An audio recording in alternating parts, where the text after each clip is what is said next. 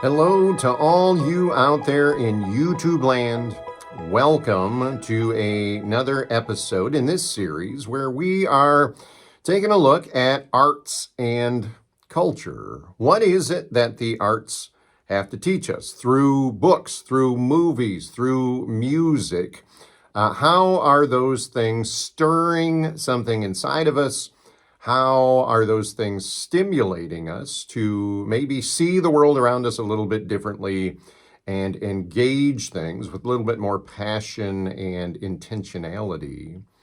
What I would like to draw your attention to in this particular episode is a movie called The Banshees of Inisherin. Now, I first became aware of this movie last year. Now, I'd heard of it, but had never really paid any attention to it, didn't really have any time. It wasn't something that necessarily piqued my interest at the moment when it was released. But I was on a flight out of state, and I had a few hours to kill. And normally I don't watch the in-flight movies. I'm usually reading or writing or working on something. And in this particular flight, I happened to get a few hours into it, had already worked on the stuff that I wanted to work on, was starting to get physically tired of reading. So I had about an hour left, and I just decided to peruse what movies were available on this flight. And I saw that the Banshees of Inisherin was there, and I was intrigued because I remembered at that point that had gotten nominated for a Best Picture Oscar the year before, which made me a little more interested in at least seeing what it was about, but certainly wasn't committed to watching the movie. So my thought was, I can get into the movie, maybe up to halfway through the movie, and, if it's terrible, I can shut it off. Even if I like it, what are the chances that I'll need to finish it? I can just kind of start it and get a better assessment of it. And of course, I got about an hour in. And then we landed, and for the next week of the vacation and business that I was on, I couldn't stop thinking about this story and wanting to see how it resolved itself. The setup to me was just very, very interesting, and the characters were, I was so invested in them at that point that I just wanted to kind of see how the high stakes that had been set in the first half of the movie would ultimately work themselves out. Now, let me say right off the bat that this movie is not for everybody. I would consider this movie a dark fable. It's kind of like the earliest, truest sense of American folklore, where if you think of people like Hans Christian Andersen or the Brothers Grimm, there's something that's a little bit mythological, a little bit allegorical, and something that has sort of an ominous overtone to it. That is definitely the case with this movie.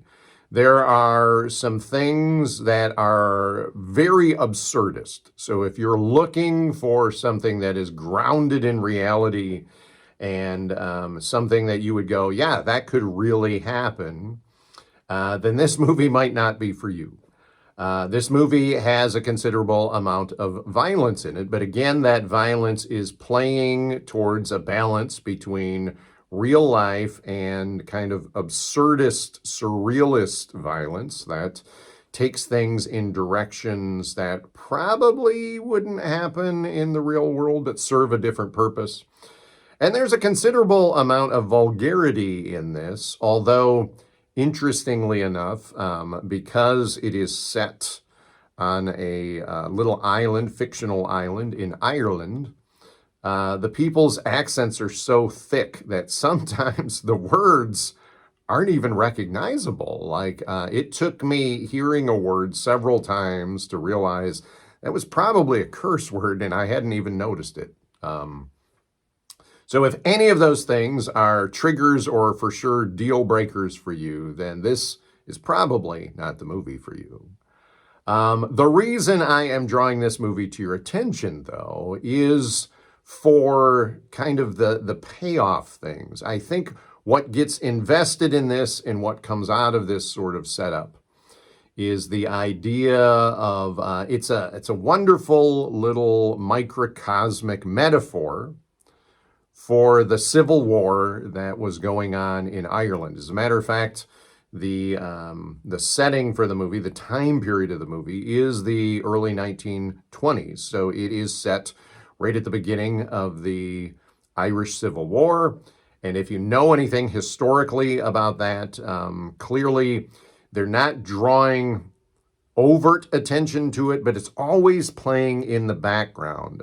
This island sets apart from the mainland, and you'll hear gunshots of things happening in the background.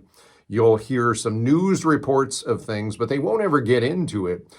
If you are a history person, you can start to see sort of what they're playing with in the story, and it's just very fascinating. It's a different lens to look at Irish history and this long-term disagreement that's very difficult to resolve in any meaningful and lasting way.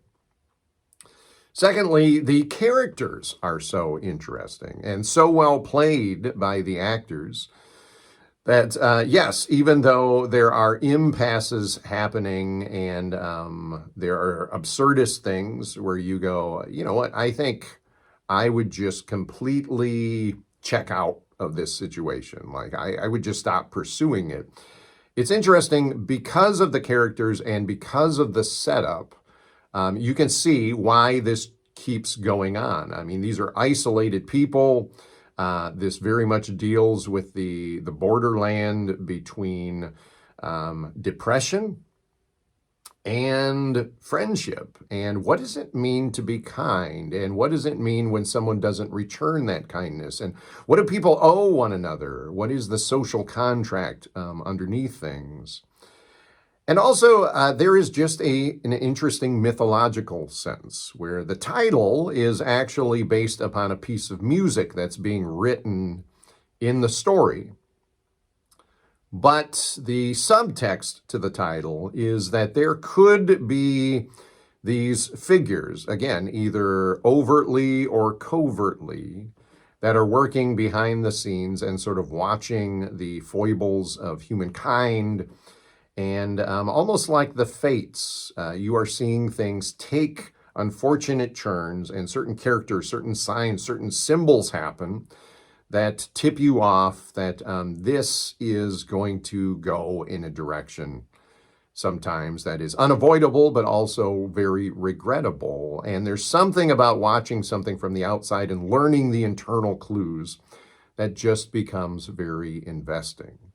So if that is something that maybe sounds interesting to you, I would say give this one a watch with those previous disclaimers in mind, and let me know in the comments below what you thought of it. If you've already seen this movie, loved it or hated it. Again, I'm not saying that anything that is brought to your attention in this particular series are things that everybody should love, or sometimes even that I loved, but are at least very interesting to think about and to talk about, and can stimulate us to examine reality and our place in society in just thoughtful and interesting ways. So again, keep watching, keep reading, keep listening to things, and keep contemplating.